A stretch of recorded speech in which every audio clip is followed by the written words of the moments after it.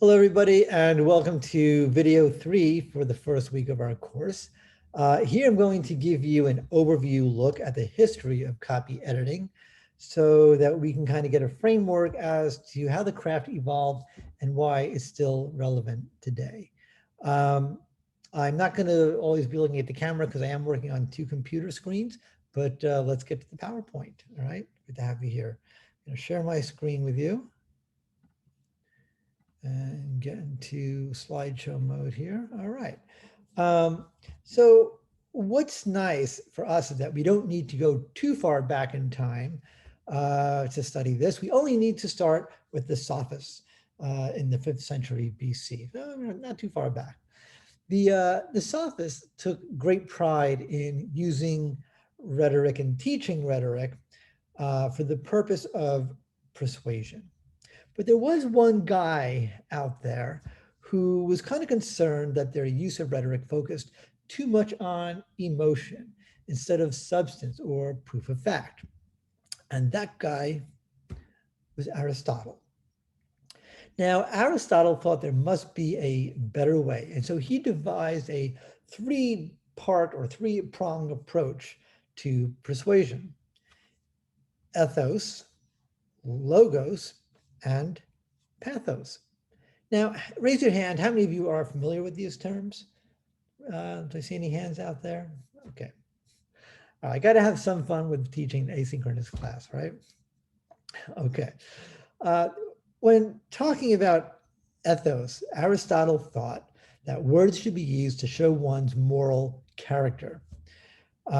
Partly by using rhetoric to show that you know something about your audience and their specific needs. He proposed that not enhancing or using fancy language or flowery language or jargon, that you're more likely to gain a reader's attention and then their trust. He also proposed that to make a point, you needed to offer proof. Now, the Greek word logos means reason, rooted in logic, and that for a claim to sound logical, it needed verifiable fact presented in a way that helped an audience to think and to understand. Aristotle also professed using pathos, meaning emotion. He argued that pathos combined with moral character and facts would move audiences to an emotional response, which still serves as the basis for many newspaper articles and magazine articles that are written today, and even books. Now, jumping ahead in time to the 15th century, when the first printing houses were used in Europe, printing houses hired editors and they hired what employees called correctors. Editors suggested changes that authors could accept or reject, while correctors made sure that texts were accurate and met the needs of audiences during that era. As American book authors started sprouting up later on in the 1800s and books started to globalize, many famous writers wanted to work with copy editors. And there was one that a lot of well-known authors really sought out, and that was Maxwell Perkins. And that was because he built a reputation for having a keen critical eye for words and editing. Even, and I'll tell you, some of the writers that sought him out, Ernest Hemingway, F. Scott Fitzgerald, and even more contemporary writers like Thomas Wolfe, all placed their trust in the editing hands of Maxwell Perkins. The goal, of course, was to strengthen the text, which is still the goal that a lot of modern day editors are hired to accomplish today. In the 20th century, editing really started to take off and a lot of changes started to happen. Publishers became more hands-off, focusing more on the business side of the publishing houses, and left editing in the hands of copy editors. Copy editors were basically given the power to decide if a manuscript or a text was good enough for publication. Magazines, journals, publishers, and even independent authors all hired copy editors. even PR agencies and advertising companies that value editing, good editing, hired copy editors, and they still do today.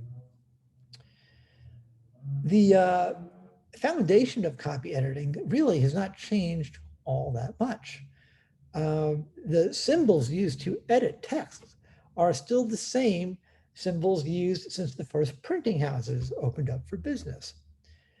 Now, how editors do their jobs, that has changed. A lot of that can be credited to the digital age. Today, copy editors need to edit for print and online. That can include, tweets and Facebook posts and other social media platforms, even apps, all kinds of things, newsletters, all kinds of things. Many larger news organizations, though, still have what's called the copy desk. Basically, the copy chief or chief copy editor would sit at a desk that looked something like this. In the center, this was called the slot. Look at where my cursor is. That was called the slot, and that's where the copy chief would sit. And on the perimeter here, this is called the rim. This is where all the other copy editors would sit. In fact, because copy editing is such a tedious task, the copy editors were given a nickname, often called rim rats. Okay, so a little piece of history there for you. But the team would follow an organized process of editing all the copy for the publication. In fact, the Collegians newsroom here, K-State, has a U-shaped copy desk, and it looks great, and it's very traditional in function. But you're not going to find as many U desks in today's newsrooms. And why is that? Well, one of the challenges with copyediting today is that the human process of fact verification cannot keep up with the speed of technology and at with the pace at which information flows. And so that means there's a much greater risk for inaccurate information to reach the public. So, how do you rectify that? Well, copy editing is now a lot more collaborative. Copy editors are expected to communicate with reporters and work with desk editors and page designers, even on a single story, to ensure that stories, photos, headlines, their captions, captions for photos, everything is well designed and well packaged in a way that compels the audience to read the content and earns their trust in your organization as an information source, which takes you right back to Aristotle. Now, if the process is more collaborative today, then what exactly is copy editing and how do copy editors do their jobs? For that, let's all meet up at video number 4. I will see you there.